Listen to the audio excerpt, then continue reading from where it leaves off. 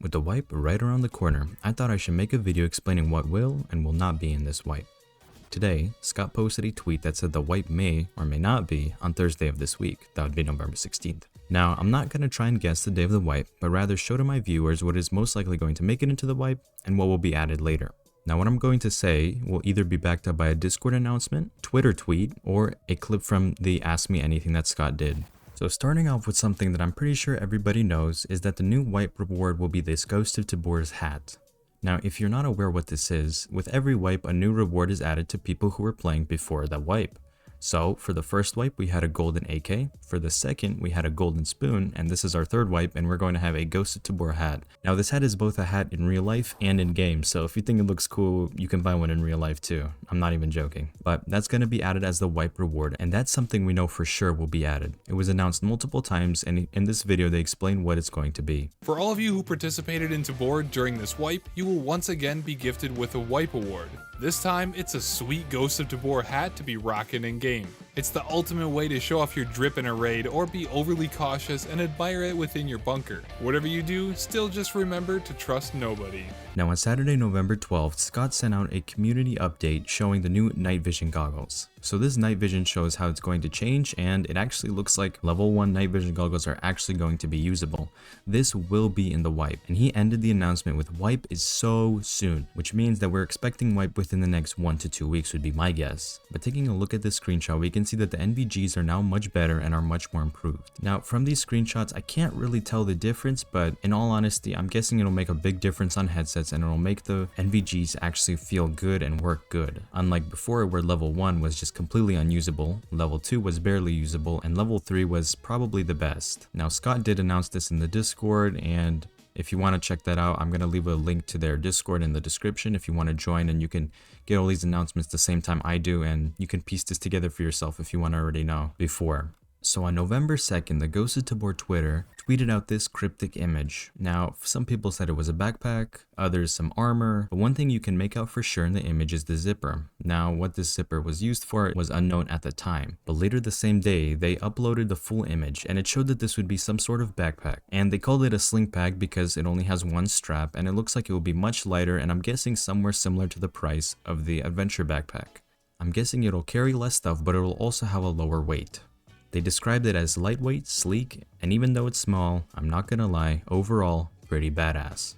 Now, I'm not really sure what the purpose of this backpack is because it just looks like an adventure backpack, maybe a little bit smaller, and adventure backpack's already small and relatively cheap, so I'm guessing they're gonna raise the price of the adventure backpack and this guy will take his place. Now moving on to something very similar is the weight system. So the weight system had been added before, but it had to be removed because it was unpolished and it had too many unpredictable variables. It also had a lot of different bugs and it just really was not overall polished. But from what I hear, from what I can see in the announcements and on Twitter, it's going to be added back this wipe. By this time, hopefully much more sleek and much more polished. Another thing that was announced on the Discord was that this would be the final wipe of the year.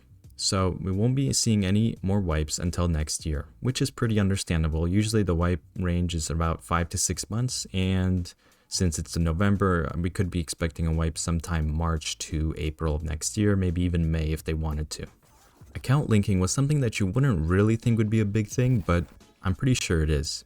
Essentially, it allows one account to be logged in onto multiple devices. For example, if you have Ghost of Tabor on Steam and you got a Quest 2 and you bought Ghost of Tabor on that headset, you can log into that same account and play on the same account on both platforms. This means that progress, everything transfers over and is synced between the two platforms. This is a really big feature, and I'm guessing whenever they release for PSVR and Pico, this will be a really big thing as it'll allow people to switch over to those headsets if they would like. This was announced in a Discord post. Now we're on to something a lot more cryptic.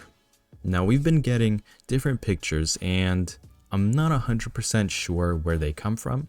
Now in this one image we have the House of Scott emblem in the top right. Now what's confirmed is that House of Scott will be in Matka Miast, the new map that was added in the October update. This is unconfirmed, my own guess that these images are all from House of Scott. Now will we be getting House of Scott this wipe? I cannot tell you, I don't know, in all honesty. I'm not 100% sure. I'm not sure if these images are even from the same place, but House of Scott I know for sure is on Matka Miest, and it looks like they're pretty near done with it. So if I had to be a betting man, I would say that probably this wipe, but again, that's an unconfirmed rumor. That's just my own guess. So take it with, don't even take it with a pinch of salt, take it with like a whole bag of salt, Don't expect it to be in there, but if it is, then I was right. Another big thing we've seen is character customization. Now, it was talked about in the Discord AMA, and it was teased a lot.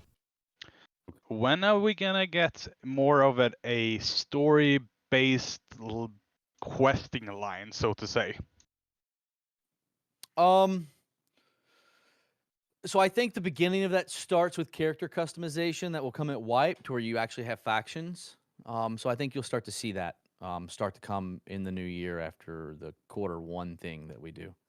And I'm guessing this connects with account linking because you need to have a specific character, and I'm guessing that's going to go through a Combat Waffle Studios account or maybe a Ghost of Tabor account that you log in on those devices, thus allowing you to stay synced over multiple different platforms. Now we're going to move on to some stuff that was confirmed to be post-wipe. Map extensions for Island of Tabor and Missile Silo have been teased around a lot, and as of right now we only have access to one half of Island of Tabor. The other side is completely inaccessible, but we've been getting more and more teasers about both of these, and here's a little clip from the Discord AMA in October to show you. And again, this is confirmed for post-wipe, so don't expect it to be in the wipe. It's not going to be in the wipe, and it's probably not going to be in the game for a solid 6 months to a year, my guess. Like, are you guys planning on adding like any map extensions to Island and Missile Silo? Yes.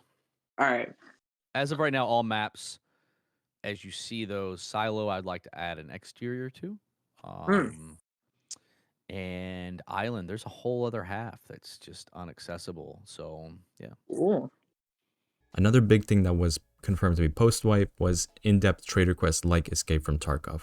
Now, this is something that I have really been not necessarily pushing for, but just excited for. In-depth trade requests gives a little bit more depth to the world and just makes questing much more interesting, because from right now, questing is just doing the same over and over and over and over again with no purpose, no overall story, no overall goal, just doing it for the sake of leveling up. And once you've leveled up to like level 4, there's really no need to push, because unless you really want that good stuff, level 5 is kind of unnecessary for most people. So it feels more like a chore rather than trying to unravel a story or a mystery. What was also talked about in the Discord AMA was the overhaul, the armor overhaul. Now, we did receive an armor overhaul, I believe in September, where armor was changed, and it definitely changed some stuff about the way that works, and now that it actually has a purpose and it's worth investing in money, and that definitely did change the dynamics of the game and the penetration. But it looks like they're gonna overhaul it again, maybe not in that same way, but they're gonna add things like durability, armor plates,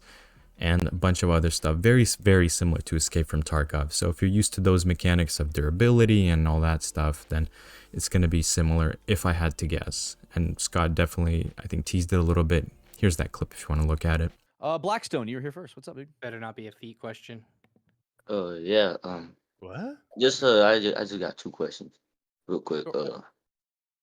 Will Ghost and Volk be the only groups in the game, or are you just focusing on those 2 right now? So playable characters in the future will be Ghost, Volk, and Phoenix. You'll be able to choose whatever faction you want in the future. And then there will be an NPC faction that you will never be able to play called Zero Foxtrots, which means zero fucks in the army. So you won't be able to play as Zero, but they'll be basically ex-Ghost and Volk members who are disenfranchised, left those units because they no longer supported the mission, and they'll have better gear, better armor, that kind of stuff. Yeah. So I'm guessing the new cultist is just gonna be NPC NPC only, right?